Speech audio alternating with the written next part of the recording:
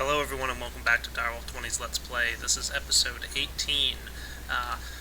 Just a minute ago I ran around and collected some of the scrap I had and made some more UU matter. You can see I'm up to 11 now, just 3 more to go until I can make another nice, really cool toy.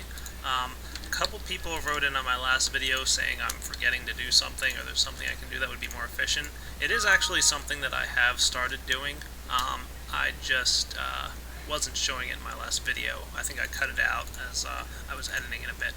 If you place 1 cobblestone in your crafting table with a philosopher's stone, you get 4 dirt. So, place a stack of cobblestone in there, you get 4 stacks of dirt. How nice is that? And that can then be recycled. So, you might argue that this is kind of manipulating the way the recycling system was intended to work in IC. It's up to you if you feel like that's kind of bending the rules a little bit, I guess you could say, but it's up to you. You can see I also just recently recharged some of my items here. Let's get to work on a new item that I don't think any of you have seen yet in my videos. I'm pretty sure, because I would have remembered making it. So bear with me just a moment here.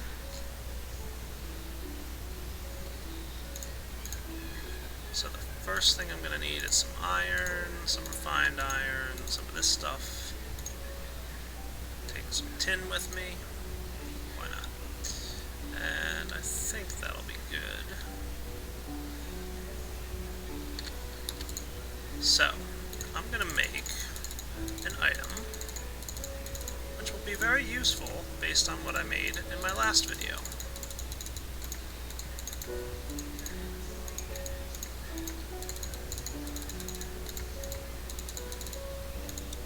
Oh, I knew I was forgetting something. Of course I did. I need some more of these guys. And I think I'm going to snag... I need another MFE. Why don't I make one of those real quick as well? So I'm going to need some more diamond.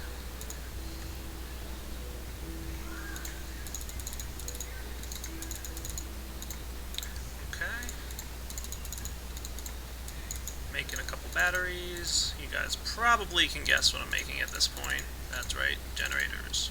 And what do you think I'm going to be doing with these generators? I wonder, Direwolf. This shouldn't be terribly hard to guess. Seriously.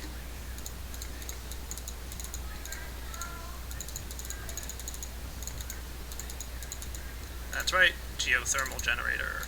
We're going to feature this guy today and see how he works. I also said that I want to make a MFE, so why don't I do that?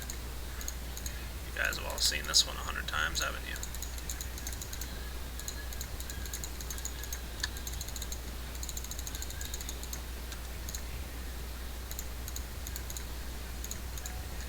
And there we go.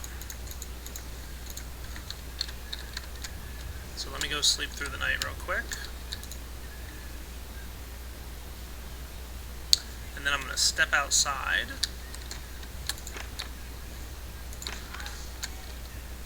Now, I've got these lovely cables going on here, and everything's great and groovy.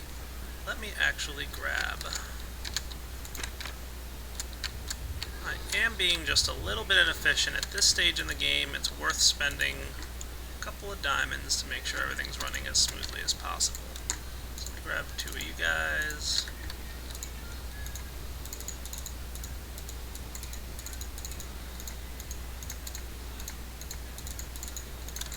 A few more fiber. Glass fiber, remember, is capable of handling some very high current and is very efficient with its energy. So, let's get rid of the gold. Remember I was losing 2 EU per second here with the gold? Not really a big deal. I was like 98% efficient, but why not make it 100%? Ta-da! No more EU loss. Excellent. Let's do the same thing here.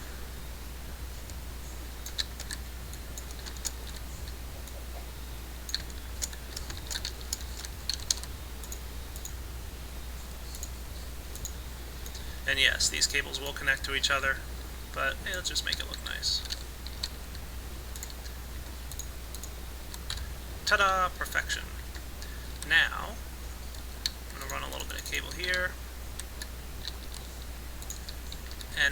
not sure how the splitting works with the distance.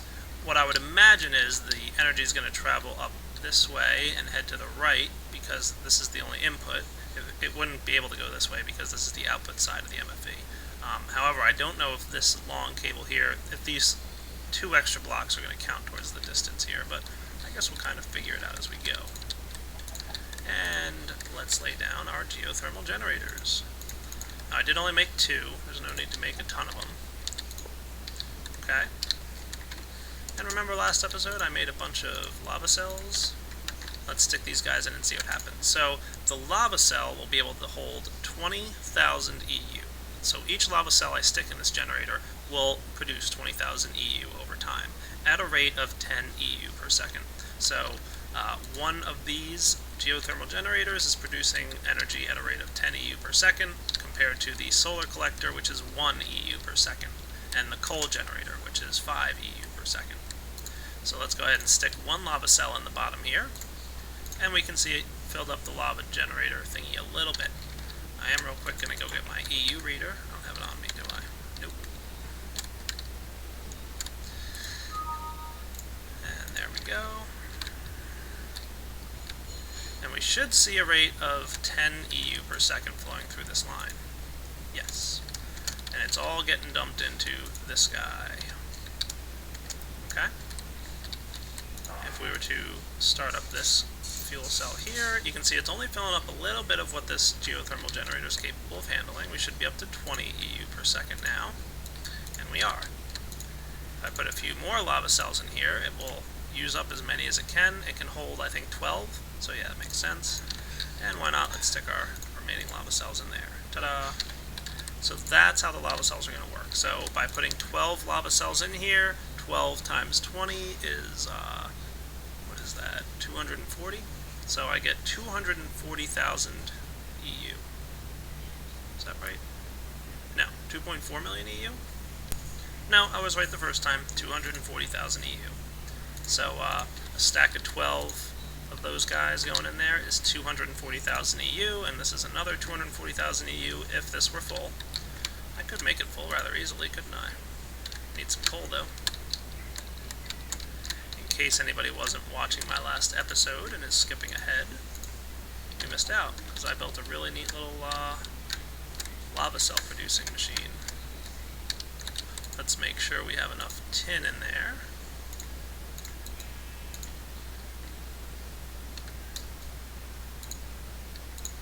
And then we'll put some redstone and coal in. Why not?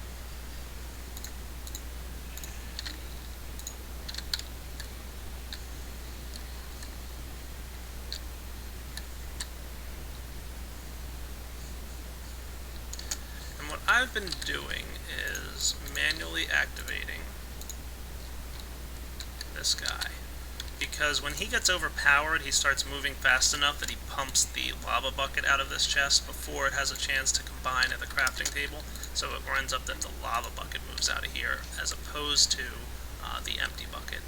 But, you know, that's something I'm going to work on fixing at some point. So what we should start seeing happening here is lava buckets going in. Empty buckets coming out, I hope. Yep. And there goes those things. I might go make a couple more buckets since I have some tin on me. Might as well add to this system. We'll increase the efficiency of the system by adding more buckets.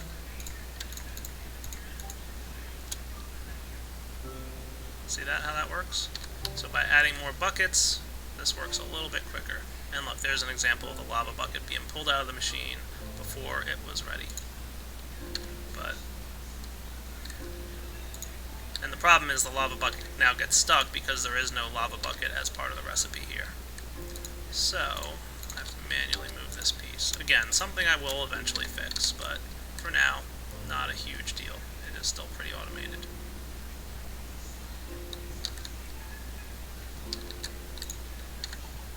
Pretty cool. Once this is done churning through all my redstone and coal, I'll be right back. Okay, all finished. My buckets are reaccumulating in there. Getting pulled out of that guy. How'd I make out? Surprise, surprise, since I put 23 redstone and coal in, I got 23 lava cells. How cool is that? And I can just stack these guys in here. Put a few more in. I'm going to try and balance these out. Yeah, that looks pretty good. There we go. Now there's 7 remaining in each. So these lava cells will just sit here and produce energy for me. Speaking of energy, my MFSU up here is getting kind of full. You notice there's a charged Lapatron crystal in there? Yeah, if I hadn't stuck that in there, we'd be at 9.6 right now, and we'd be getting pretty darn full. Never did use my MFE out there, but that's alright. So let me clean up my inventory and move on to something else. So I did take that charged energy crystal I have in my MFSU out there, and I decided, what the heck, let's juice this guy up.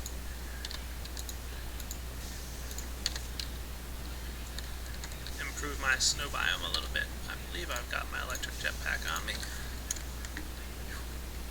Look at that. Holy cow, look how big the range on this thing is. Whoa, I've got some snow all the way back here.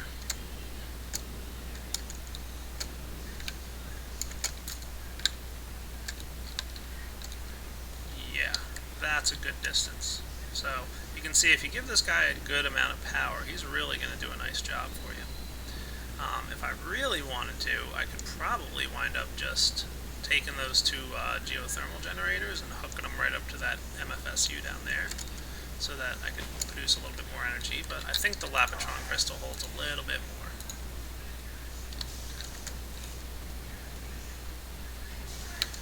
I'm not sure if it's going to clear out the grass. Probably doesn't, but who knows, maybe it does.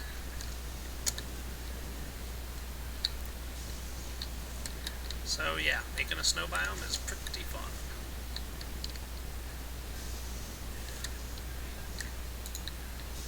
That guy's almost empty. I'm going to take him back to my base.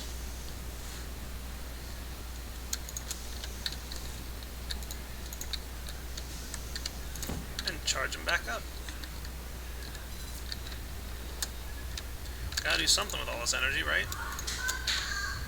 I did decide to go check out my glowstone aggregators, and look at this. Remember how long ago I made these things? Look at all the glowstone it's produced. I mean, it's been a long time, and they're actually starting to run low. So I'm going to refill them real quick. That's going to be kind of boring to watch, but I'm just going to do it real fast.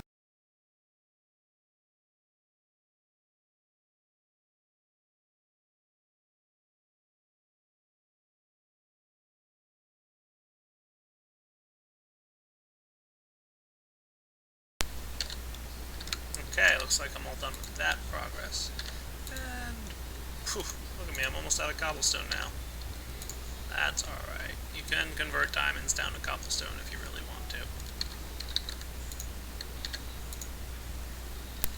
And it looks like my recyclers there have produced a bit more scrap for me. So let's stick that stuff in and turn it on. And make ourselves a couple more pieces of UU matter. Not too shabby.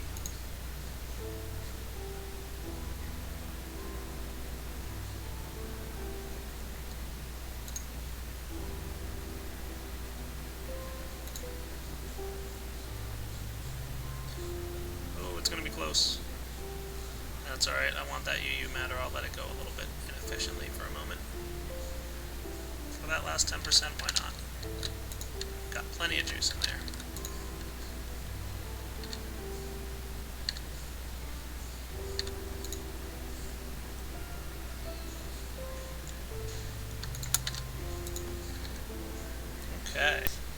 Okay, let's get crafting.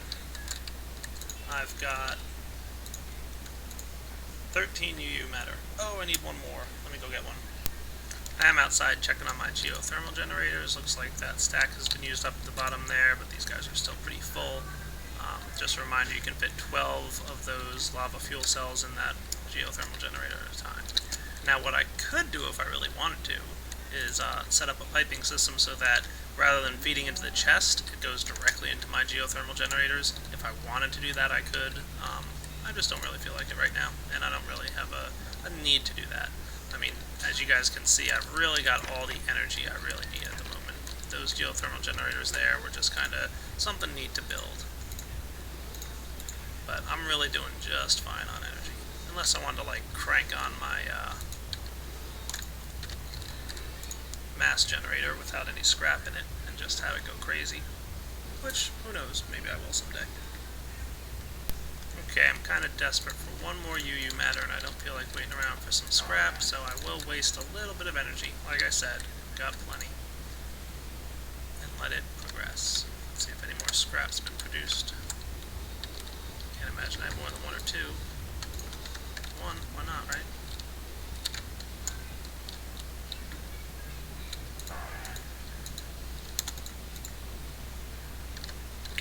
Nice. So I'll let that guy progress real quick. Okay, almost there. Yoink.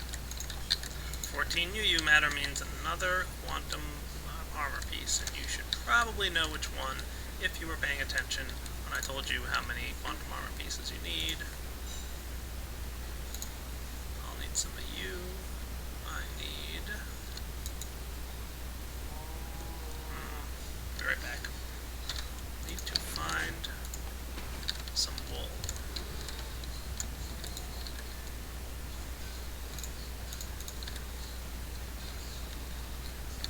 Where am I going to find some wool? Good thing I have equivalent exchange.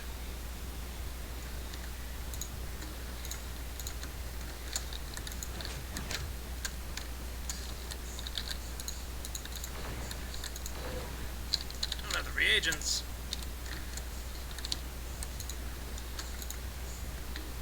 I might as well, while I'm in here, not forget to grab my shears.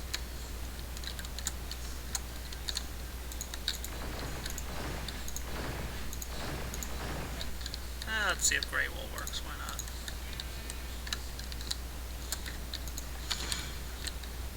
Okay, the first thing I need to craft is a pair of rubber boots. Does gray wool work? It does. Rubber boots are cool. They make you take no fall damage. I believe that's their only ability, but I'm not sure. Yeah, pretty much no fall damage.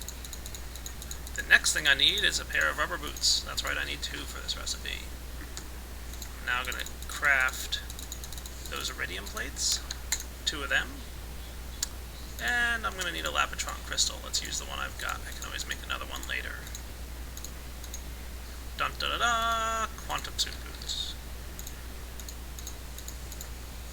My advanced knee replacement was great, but quantum suit boots, oh, you can't beat it. Let's run outside. That's right, run. Quantum suit boots, just like the quantum suit leggings, have a control ability. As you're running along, if you press control and jump, you jump very high. And you take very little to no fall damage.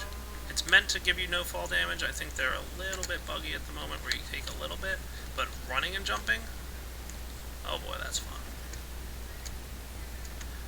You can see. That's a great time right there. Now keep in mind that that's another million EU, so now when I run out of juice on these 2 items, you can see my quantum suit leggings are a little bit, well, not a little bit low, but starting to get low. It's just from using them. It uses the energy in the boots. And I believe new with IC1 is that this effect works underwater as well, so if you happen to jump into a lake, you can run quickly while in water. And jump as well, so... very nice. In the IC1, it was, once you have water, it was like, oh no. So those are quantum boots. Very cool. Well, there's 1 or 2 things I still want to show you from Industrial Craft. I also want to get going with Equivalent Exchange. However, I think the things I want to show you at this point, I'm not really ready to do. Equivalent Exchange stuff, as you know, uses a lot of diamond, and I need to get more of that. So I'm going to have to go digging.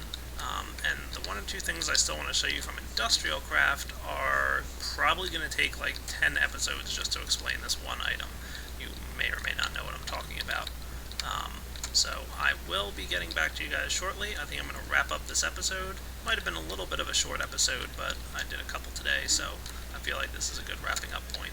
Hope you guys enjoyed checking out geothermal generators and the quantum boots, and I will catch you all later. Have a good night.